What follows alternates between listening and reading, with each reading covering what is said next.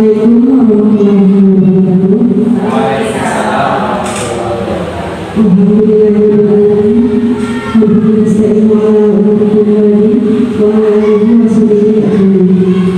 Yang terhormat kepada Bapak Kapolres SPDD 1 Mangunasari, yang terhormat kepada Bapak Ibu Guru SPDD 1 Mangunasari yang saya hormati. Pertama-tama marilah kita panjatkan puji syukur kehadirat Allah Subhanahu wa taala yang mana pada ini kita dapat berkumpul dalam keadaan sehat walafiat dalam acara aksi nyata modul 1/4 diseminasi budaya positif yang akan disampaikan oleh Ibu Masriati SPD SD. Sholawat beserta salam semoga bercurah dilimpahkan kepada junjungan kita Nabi Muhammad SAW. Semoga kita semua mendapatkan syafaatnya di dunia dan hari ini yang saya hormati, perkenalkan saya Anak Nawati yang akan memandu acara pada pagi ini. Untuk mempersingkat waktu, marilah kita buka acara ini dengan ucapan sah-sah bersama-sama.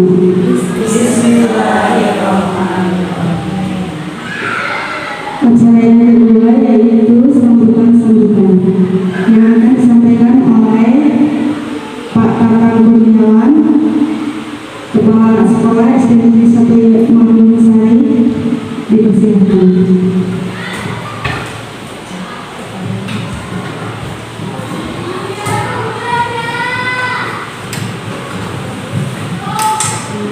Bismillahirrahmanirrahim. Assalamualaikum warahmatullahi wabarakatuh.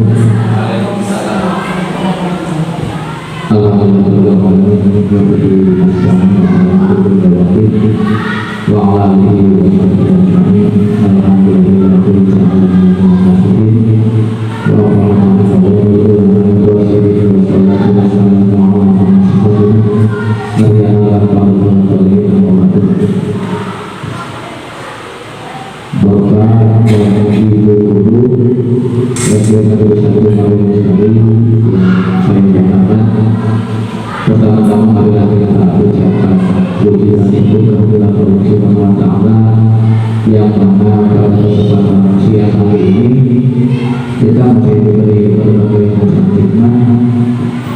nikmat iman, nikmat Islam, sehat walafiat, sehingga pada hari ini kita bisa melaksanakan aktivitas seperti biasa di sekolah kita ini. Kemudian pada hari ini juga kita akan melaksanakan aksi nyata modul 1/4 untuk calon guru program Bu Masriati. Tak lupa sholawat beserta salam semoga tetap terlimpahkan kepada junjungan kita Nabi Muhammad SAW, kepada keluarganya, sahabatnya, tabi'in dan tabi'atnya. Mudah-mudahan sampai kita sempurnanya. Amin ya rabbal alamin. Bapak dan Ibu yang saya hormati, barangkali pada kesempatan siang hari ini tidak akan banyak yang saya sampaikan. Barangkali untuk kegiatan siang hari ini yaitu aksi nyata modul 1/4 diseminasi budaya positif pendidikan calon guru program yang mana kali ini akan disampaikan oleh Ibu Masriati SPDD. Mudah-mudahan apa yang nanti disampaikan bisa berdampak positif khususnya bagi dunia pendidikan wabil khusus di SD Negeri 1 Mangunasari ini. Dan itu harapan kami, di mana di sekolah kita tentu saja ada calon guru program 2 orang. Mudah-mudahan Bu Masri dan juga Bu Puji bisa memberikan warna, bisa memberikan dampak yang lebih positif lagi untuk SD tercinta kita. Kemudian untuk hari ini mudah-mudahan kita bisa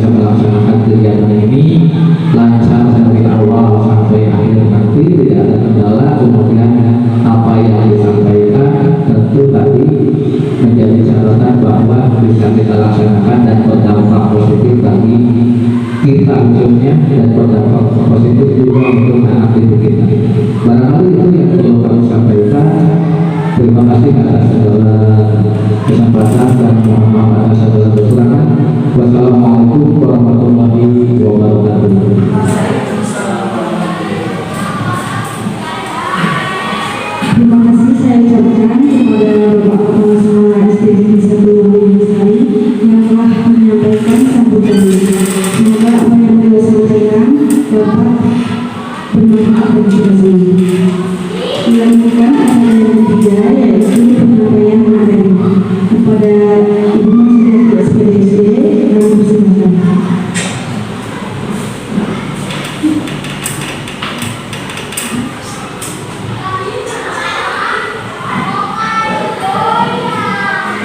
Assalamualaikum warahmatullahi wabarakatuh. Yang terhormat Bapak Kepala Sekolah SD Negeri 1 Mandailing Sari, kemudian kepada Bapak dan Ibu Guru yang kami hormati.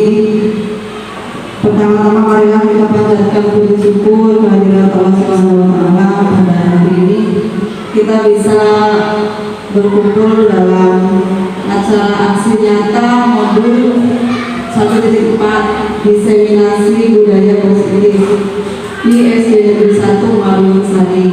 Di sini saya dalam rangka melaksanakan tugas modul 1.4 untuk melaksanakan diseminasi budaya positif guna di-upload di LMS tersebut. Kemudian pembahasan materi hari ini antara lain latar belakang budaya positif, kemudian tujuan, tolak ukur budaya positif, kemudian materi budaya positif, kesimpulan dan saran, diakhiri dengan dokumentasi dan doa penutup. Nah, latar belakang di sini selain dalam rangka melaksanakan tugas modul 1.4, di sini latar belakangnya juga karena tindakan diseminasi budaya positif ini dilakukan berdasarkan banyaknya laporan dari murid tentang perilaku menyimpang seperti saling mengejek, saling bertengkar, bahkan ada yang berkelahi. Hal ini harus ditindaklanjuti agar proses belajar mengajar di SD Negeri 1 Mandailing Sari berjalan dengan baik. Sudah sering ya Bapak Ibu kita menerima laporan, Pak ini ngejek, Bu itu berkelahi, lari ke kantor, Bu ini ada yang berkelahi itu berdarah-darah. Kemudian gurunya yang bertindak ya untuk mencegah hal itu tidak terulang bahkan dihilangkan, maka diadakanlah diseminasi budaya positif berikut ini. Tujuannya yaitu agar murid bisa berkata sopan, kemudian berperilaku baik, dan sehingga pembelajaran nanti diharapkan berjalan dengan baik. Dengan adanya kondisi yang rukun, tidak saling mengejek, saling menghargai, nanti diharapkan pembelajaran berjalan dengan baik sehingga dapat meningkatkan nilai rapor pada untuk pendidikan di SD Negeri Mandailing Sari ini, SD Negeri 1 khususnya. Kemudian tolak ukur. Apa tolak ukurnya buat diseminasi ini sudah berhasil? Yaitu berkurangnya intensitas laporan tentang tindakan menyimpang murid di sekolah, terbentuknya kebiasaan baik, kemudian terciptanya budaya positif. Kemudian ini masanya hari ini 26 Oktober 2023, tadinya 25, tapi karena berbagai kepentingan, berbagai acara yang begitu padat, jadi diundur jadi 26 Oktober. Lalu dukungan yang dibutuhkan untuk melaksanakan diseminasi ini antara lain persiapannya kemarin ya, izin dari kepala sekolah, kemudian partisipasi rekan guru dan tenaga pendidikan, ruangan yang nyaman, kemudian media diseminasi seperti LCD, proyektor, laptop, dan sound system. Alhamdulillah kita sudah punya semua, tidak harus pinjam dari SDM ya Bu. Kemudian materi diseminasi budaya positif.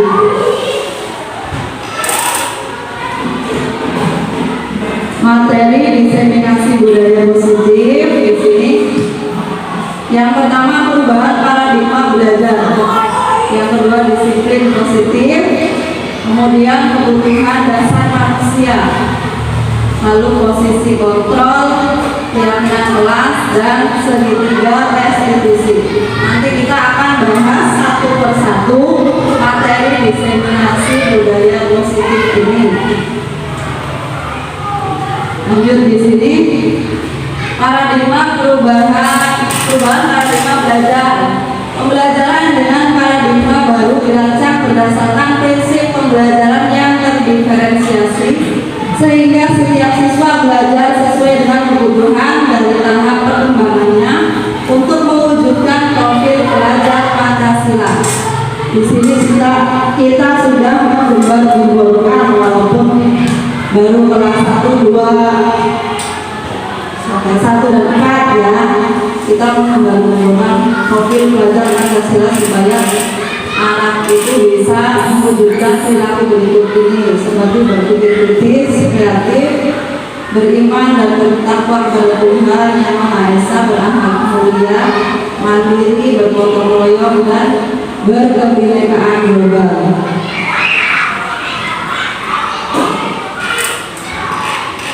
Lanjut, disiplin positif.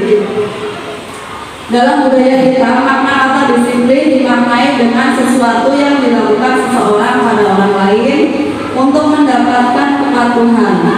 Kita cenderung mengasumsikan kata disiplin dengan ketidaknyamanan ya. Kalau diatur orang lain tidak nyaman ya. Sebagai pendidik, tujuan kita adalah menciptakan anak-anak yang memiliki disiplin diri, sehingga mereka bisa berperilaku dengan mengacu pada nilai-nilai kebajikan universal dan memiliki motivasi intrinsik bukan ekstrinsik. Maksudnya motivasi intrinsik berasal dari diri siswa sendiri. Yang sudah terlaksana kebanyakan yang sudah terwujud baru motivasi ekstrinsik.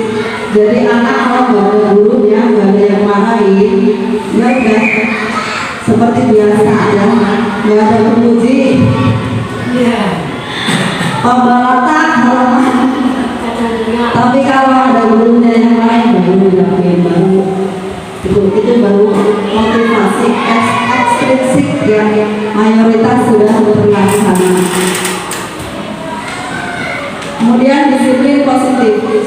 Disiplin positif merupakan salah satu cara pendekatan disiplin yang bertujuan untuk menumbuhkan kesadaran serta membudayakan murid untuk melakukan sesuatu tanpa paksaan, ancaman maupun hukuman. Di sini saya juga belum sepenuhnya bisa melaksanakan ya Bu, karena kalau ada anak yang tidak mengerjakan PS masih silakan kerjakan di luar, silakan kerjakan 2 kali lipat.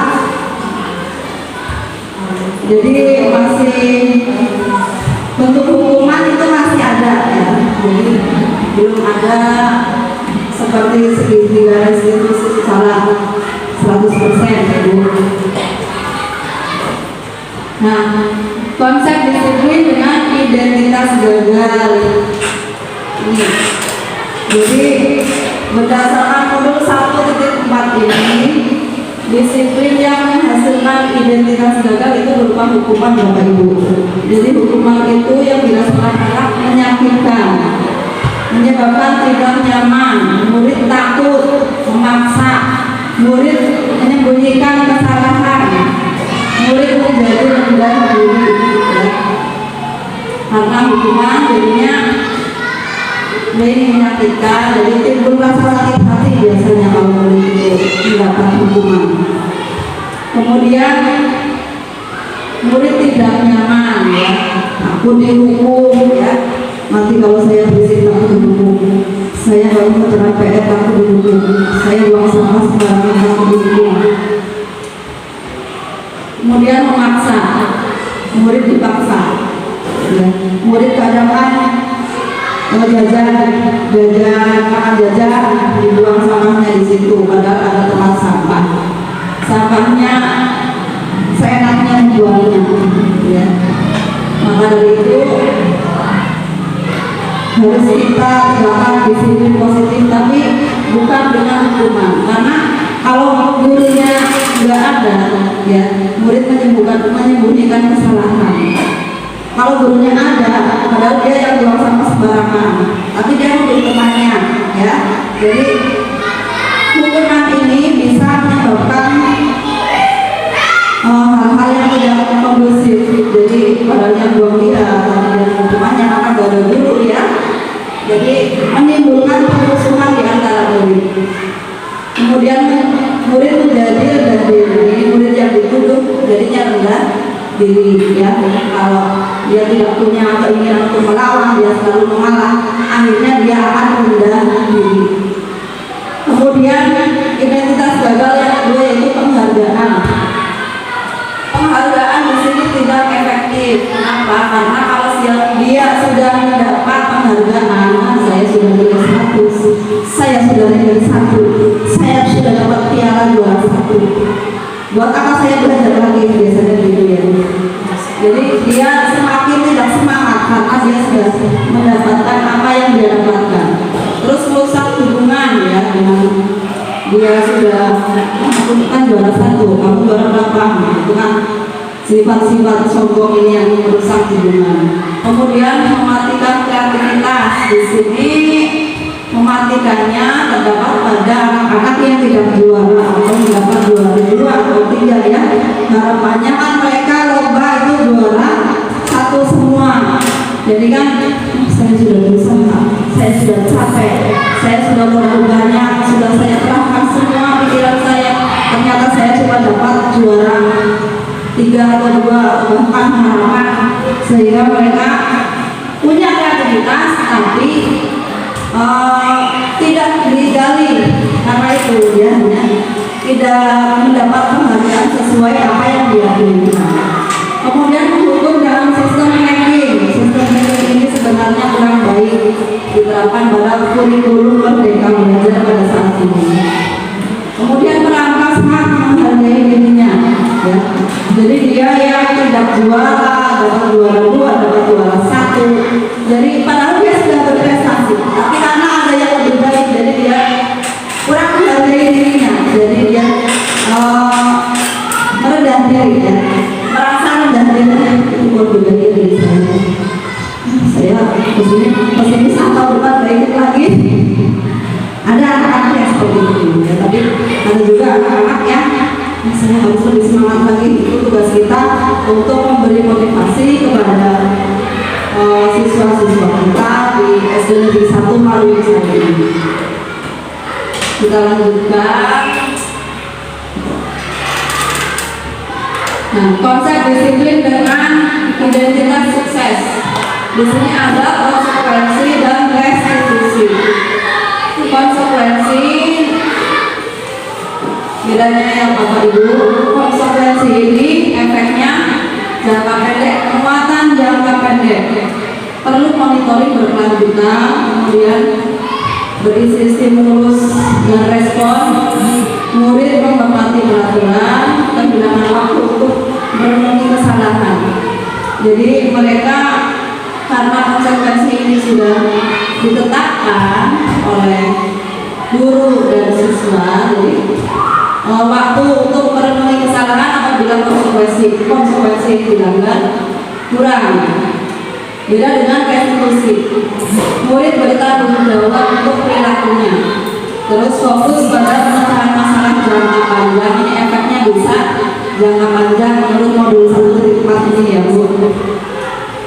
Murid menghormati dirinya dengan orang lain, terus ada teori kontrol.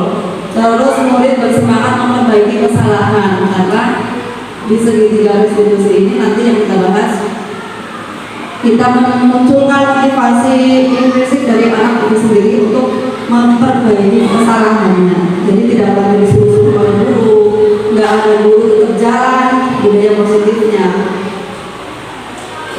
Lanjut. Nah, menurut modul 1.4 ini kebutuhan dasar manusia ada 5, yaitu bertahan hidup, makan, minum, ya Bapak Ibu. Terus kasih sayang dan rasa diterima, kemudian penguasaan, ada kebebasan, kemudian kesenangan. Nah, posisi kontrol untuk memenuhi semua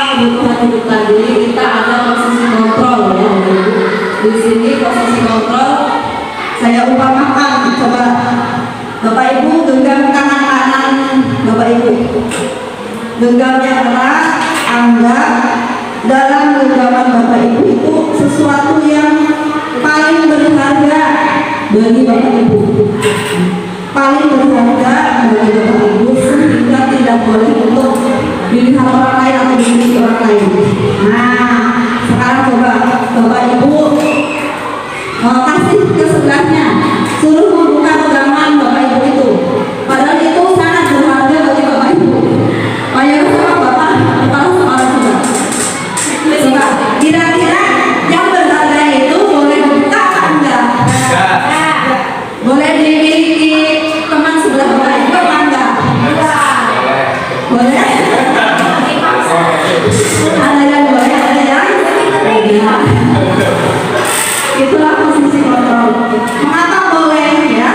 Oh, karena saya sudah dibayar sebentar gitu. Karena nanti saya dipakai makan gitu mungkin bisa ya. Jadinya boleh. Silakan. Ini berlian, namanya ini berlian. Kenapa kok boleh? Boleh dibuka oleh orang lain? Karena saya mau dibeliin apartemen gitu. Gitu ya. Jadi mau boleh atau tidak itu tergantung kita ya. Kita mau silakan, jangan ini punya saya, ini sangat berharga. Saya kalau punya ini hidup saya hancur. Itu sesuatu yang berharga. Lalu bersangkutan yang berharga itu gimana? Itu sedikit gambaran tentang teori kontrol ya Bapak Ibu ya. Di sini teori kontrol menurut modul 1.4 ya, ada penghukum, ada pemantau, pembuat rasa bersalah, ada sebagai teman, ada sebagai manajer. Nah, contoh penerapan posisi kontrol ya, sebagai penghukum misalnya guru mengatakan patuhi aturan sekolah, lalu berdiri di depan barisan ya. Kemudian kalau ada anak yang berisik biasanya kan kamu berisik terus, nggak mau ikut pelajaran dengan tertib, bersihin WC, bersih halaman. Itu sebagai penghukum ya. Jadi guru itu langsung memutuskan hukuman untuk murid tersebut ya, tanpa menanyakan sekarang kamu mau dihukum apa ya. Jadi dari guru itu langsung menghukum. Sekarang kamu mau dihukum apa? Jajan.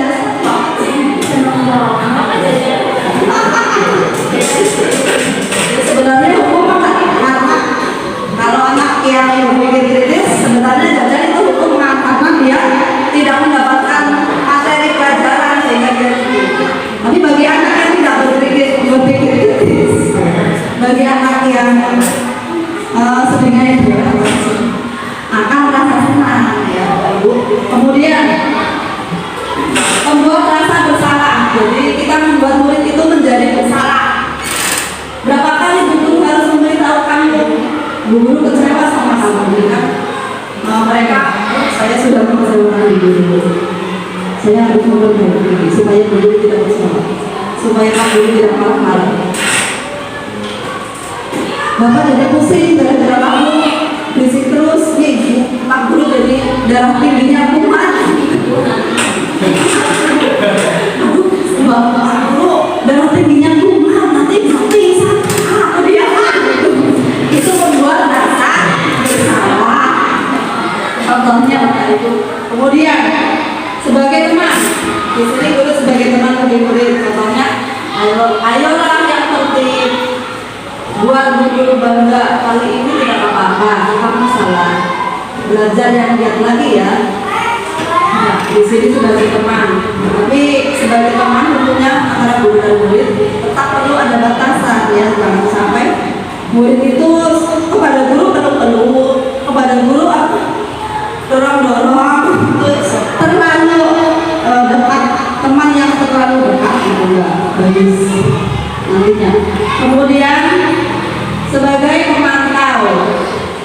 pemantau di sini guru berperan memantau sikap murid, perilaku murid sesuai dengan aturan sekolah atau belum. Kamu sudah melanggar peraturan, apa konsekuensinya? Di sini kamu sudah membuang sampah sembarangan. Kamu sudah tahu apa konsekuensinya ya Bu. Kan pada saat pembentukan konsekuensi kelas, kesepakatan kelas itu kan ada konsekuensi yang membuang sampah akan dihukum membersihkan halaman di sana. Itu berarti kamu harus apa? Membersihkan halaman ya, silakan. Kemudian sebagai manajer, nah posisi ini ya Bu, posisi ini yang menurut modul 1.4 paling bagus sebagai manajer. Apakah kamu tahu kesalahanmu? Kira-kira bagaimana kamu akan memperbaiki kesalahan ini? Jadi murid akan mengidentifikasi kesalahannya, kemudian menentukan bagaimana dia mau bersikap untuk memperbaiki identitas yang salah tadi. Lanjut. Nah, keyakinan kelas. Di sini mengapa keyakinan kelas? Kemudian mengapa tidak peraturan kelas? Keyakinan kelas ini lebih baik diterapkan di setiap kelas karena dengan keyakinan kelas ini pembentukannya murid dilibatkan, bukan hanya guru. Jadi keyakinan kelas kira-kira kita mau membuat keyakinan kelas seperti apa supaya kelas kita itu bersih, supaya kelas kita itu tertib, nyaman buat belajar, tidak berisik. Sekarang kira-kira apa anak-anak yang berisik, yang apa gitu. Kalau ini peraturan kelas kan lebih ke guru yang menentukan, tidak melibatkan anak, sehingga anak merasa kalau tidak melibatkan itu bukan aturannya guru, saya inginnya begini. Jadi kurang efektif bila diterapkan sebagai peraturan kelas. Lanjut, langkah-langkah membuat keyakinan kelas. 1. Menentukan peraturan kelas. Guru, pertama ini dari guru menentukan peraturan kelas. Kemudian bersama siswa, tentunya ini nomor 2, nomor 3 dan seterusnya bersama siswa. Pertama guru menentukan, kemudian libatkan siswa dari nomor 2, 3, 4 mengubah peraturan kelas menjadi kalimat positif. Contohnya menentukan peraturan kelas, dilarang membuang sampah sembarangan. Masih kalimat peraturan ya Bapak Ibu, karena ada dilarang atau tidak boleh. Kemudian mengubah peraturan kelas menjadi kalimat positif. Jadi kata dilarang, tidak boleh, dihilangkan menjadi kata kerja positif. Misalnya membuang sampah pada tempatnya. Kemudian menentukan nilai kebajikan yang besar. Nilai kebajikannya yaitu kebersihan ya Bapak Ibu, menjaga kebersihan. Langkah terakhir bersama-sama menentukan kesepakatan kelas bersama murid. Murid dilibatkan, jadi mereka nantinya akan termotivasi. Oh ya, saya kalau membuang sampah sembarangan nanti saya disuruh bersihin halaman ya. Karena itu sudah kesepakatan di kelas kita. Lanjut kita ke restitusi. Pengertian restitusi adalah proses menciptakan kondisi bagi murid untuk memperbaiki kesalahan mereka, sehingga mereka bisa kembali pada kelompok mereka dengan karakter yang kuat. Ini pendapat dari dosen ya Bu. Restitusi bukan untuk menebus kesalahan. Restitusi adalah sebuah tawaran dan bukan paksaan. Restitusi fokus pada solusi dan dapat mengembalikan murid yang berbuat salah pada kelompoknya. Biasanya kan murid yang berbuat salah terus dihukum, terus dia dikucilkan oleh teman-teman yang lain. Jadinya tidak punya teman untuk bermain dan dikucilkan, dijauhi, kan jadi tidak nyaman ya Bapak Ibu ya. Coba kalau kita yang merasakan ya, kita yang dikucilkan, kita yang dijauhi, bagaimana rasanya? Tentunya tidak nyaman untuk situasi dan kondisi pembelajaran di kelas. Lanjut di sini diagram segitiga restitusi diawali ada 3 langkah untuk menerapkan segitiga restitusi ini, yaitu menstabilkan identitas di langkah pertama dengan cara mengatakan kepada murid setiap orang pasti pernah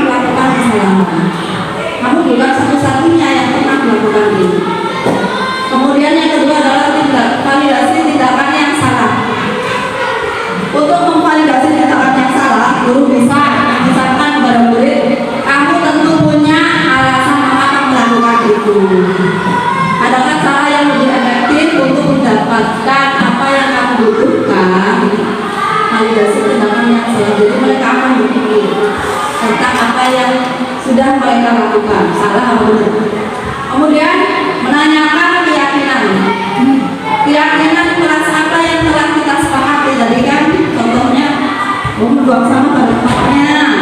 Terus, kamu ingin menjadi orang yang seperti apa? Saya ingin menjadi orang yang menjaga kebersihan atau menjadi orang yang tidak menjaga kebersihan, itu pilihan kita sendiri. Jadi kita di sini menanyakan keyakinan, tidak ada paksaan, tidak ada dari guru, paksaan dari guru untuk melakukan tindakan menjaga kebersihan. Jadi mereka berpikir sendiri, mereka menentukan sendiri sehingga mereka termotivasi dalam diri mereka sendiri. Berikut contoh penerapan segitiga restitusi Bapak Ibu. Selamat menyimak.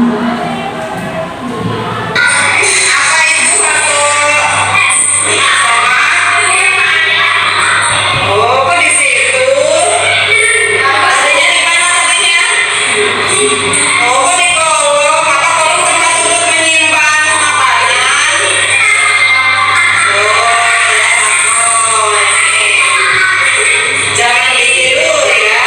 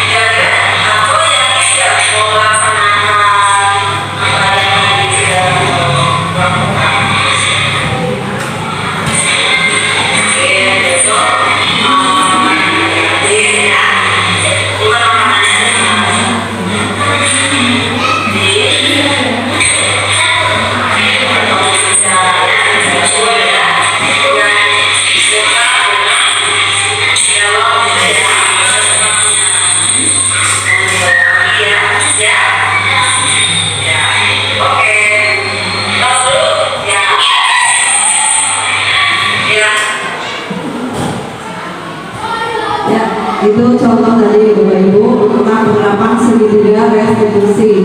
Kemudian kesimpulan dari pembahasan materi hari ini yaitu penerapan segitiga restitusi di mana guru berperan sebagai manajer sangat efektif dalam menumbuhkan motivasi intrinsik peserta didik untuk menerapkan budaya positif. Ini yang diharapkan oleh modul 1.5 di sini yang diharapkan guru berperan sebagai manajer, kemudian mengatasi semua kasus dengan segitiga restitusi kalau bisa. Pada prakteknya untuk kasus-kasus yang berat kemarin dari hasil lokat karya kami di Pangandaran SMP 1 Pangandaran ada memang segitiga restitusi ini baik diterapkan untuk kasus-kasus yang ringan Bapak Ibu, tapi kalau untuk kasus yang berat jika sampai menimbulkan cedera cacat seumur hidup, otomatis apakah sesuai cuma pakai segitiga restitusi Bapak Ibu? Jadi kemarin ada yang bingung, jadi bagaimana kalau murid saya kok main terus cedera di sekolah sampai tulangnya patah atau sampai menimbulkan sampai dibawa ke rumah sakit, apakah hanya cukup dengan segitiga restitusi? Nah, di situ banyak teman-teman yang bingung. Di satu sisi dituntut menerapkan segitiga restitusi, di satu sisi kasusnya berat, ya. Banyak tuntutan, baik itu tuntutan dari orang tua, ya, dari murid yang punya anak, kemudian tuntutan dari sekolah, bagaimana kok bisa terjadi seperti itu, ya. Jadi untuk penerapan segitiga restitusi ini tepatnya lebih tepat untuk kasus-kasus berskala ringan. Untuk kasus-kasus berskala berat itu masih dipakai hukuman ya Bapak Ibu. Seperti kemarin yang kasus di Kabupaten Cilacap sampai menimbulkan menghilangkan nyawa ya Bapak Ibu, itu tidak cukup dengan ini, ya. Karena itu sangat berat sekali menghilangkan nyawa Bapak Ibu, ya. Jadi di situ tetap hukum ditegakkan. Jadi kesimpulannya kemarin dari hasil karya dalam penerapannya masih tetap menggunakan hukuman, masih tetap menggunakan konsekuensi, masih tetap menggunakan restitusi apabila kasusnya, tingkatan kasusnya itu sesuai, ya.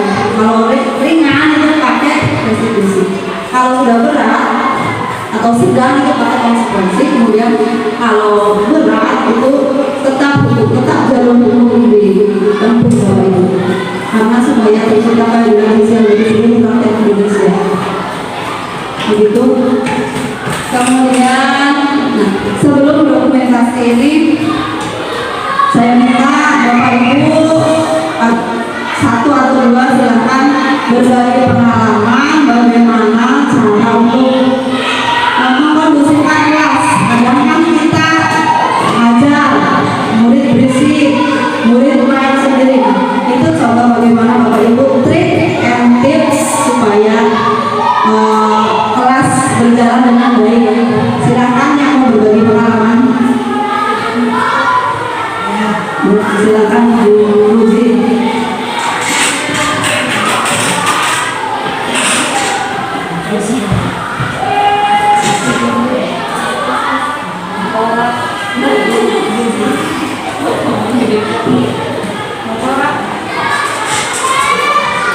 Terima kasih kepada Ibu Mas Riyadi. Di sini saya akan memberikan sedikit tips supaya murid kita itu membiasakan budaya positif, walaupun pada kenyataannya saya pribadi masih terus belajar. Tetapi yang saya rasakan memang ada perubahan dengan diri murid, terutama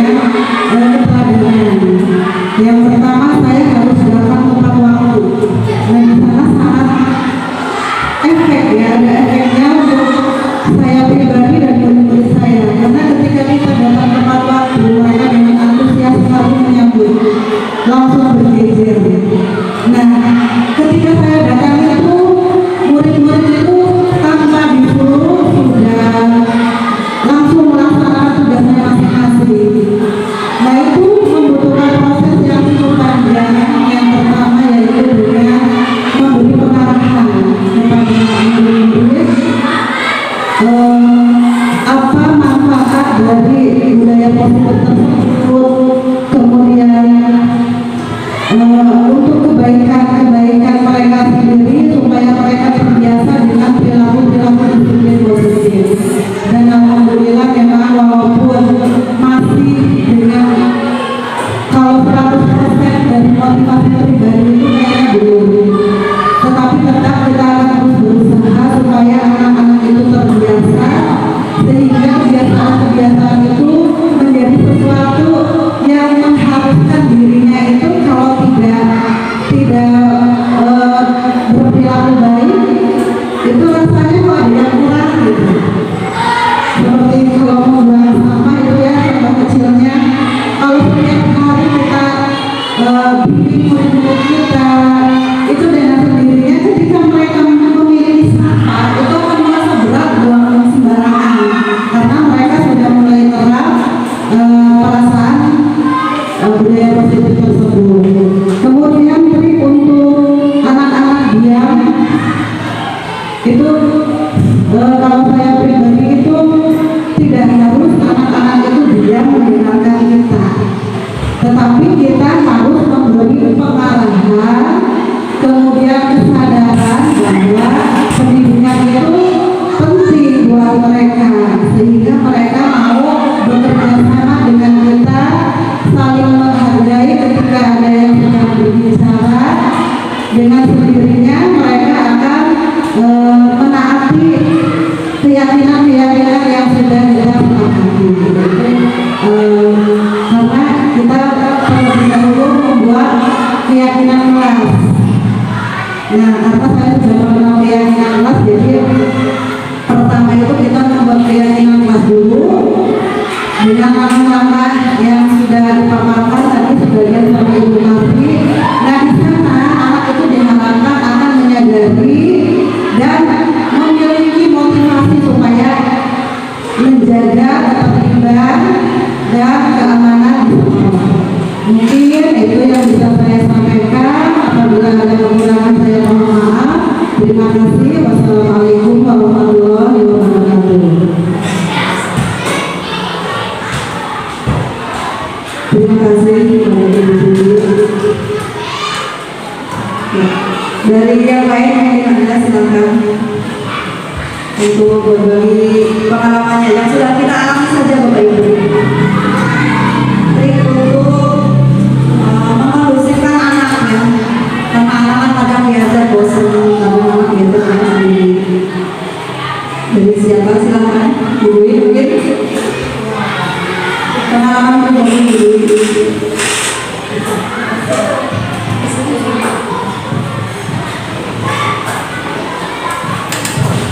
Assalamualaikum warahmatullahi wabarakatuh. Terima kasih Ibu Masalah SPD yang telah memberikan kesempatan agar saya untuk berbicara mengenai pengalaman saya selama berpuasa. Maaf ya Bapak Ibu, masukannya juga masih belum. Selama saya mengajar di SD Satu Bangka Sari, alhamdulillah dimulai dari diri saya merasa senang ketika masuk kelas. Kita tampilkan dulu wajah kita, halo pagi sehat. Nah, kita ini semangat dulu, jadi anak-anaknya itu menurut saya dari situ. Juga ketika saya masuk kelas, bagian anak selamat pagi, gimana kabarnya, mereka pun akan ikut loyo ya. Menurut saya seperti itu. Nah, di awal, di tengah, dan di akhir kita berikan suatu apresiasi dan motivasi yang lebih kepada anak-anak. Mohon maaf, mungkin di kelas saya termasuk anak-anak yang hebat ya, mereka hebat. Jadi kita harus menyikapinya dengan hebat.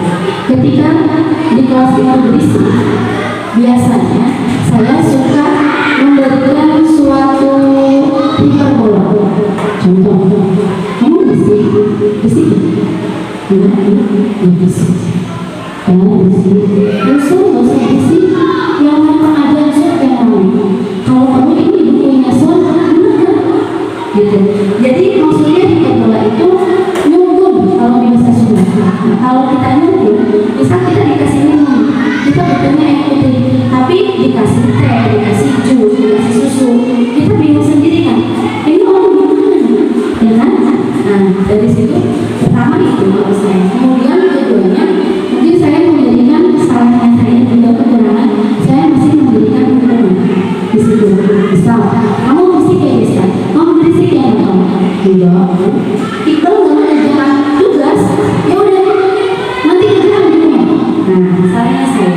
Jadi mungkin anak masih mempunyai rasa ketakutan ditimbang menghormati mungkin ya, masih ada itu. Kemudian kalau disiplin lagi di kelas, saya kondisikan dengan melakukan kalau sekarang mungkin istilahnya ice breaking. Nah, jadi kembalikan lagi posisi motivasinya biar semangat belajar. Mungkin seperti itu ibu, bapak sama yang memberikan sini dalam aksi nyata yang disertifikasi budaya positif. Kekurangannya saya mohon bantuan untuk gurunya dan guru saya semua ya. Ya, mungkin seperti itu. Tolong dibantu. Terima kasih. Alhamdulillah. Wassalamualaikum warahmatullahi wabarakatuh.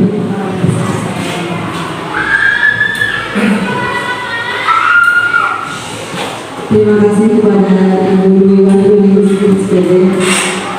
Pengalamannya berikutnya ya dengan ice breaking di sini nggak ada guru sebelumnya, sama-sama kita belajar bersama ya. Walaupun yang senior juga mungkin sudah banyak pengalaman, tapi kan karena ada hal baru dalam pendidikan, kita sama-sama belajar, sama-sama menggali ilmu yang selama ini berkembang di SD Negeri 1 Bandung saya. Mungkin untuk diseminasi ada pertanyaan Bapak Ibu? Kalau tidak, saya tunjukkan. Terima kasih banyak atas perhatiannya. Mudah-mudahan materi ini bisa kita laksanakan, bisa kita terapkan di SD Negeri 1 Marium Sari. Walaupun nanti dalam penerapannya tidak 100% secara langsung, ya diharapkan ya, tahap demi tahap dari budaya positif ini dapat kita laksanakan, dapat kita wujudkan di SD Negeri 1 Marium Sari ini ya. Kemudian dari saya cukup sekian. Mohon maaf apabila ada kata-kata yang kurang berkenan. Bila tahu budaya. Wassalamualaikum warahmatullahi wabarakatuh.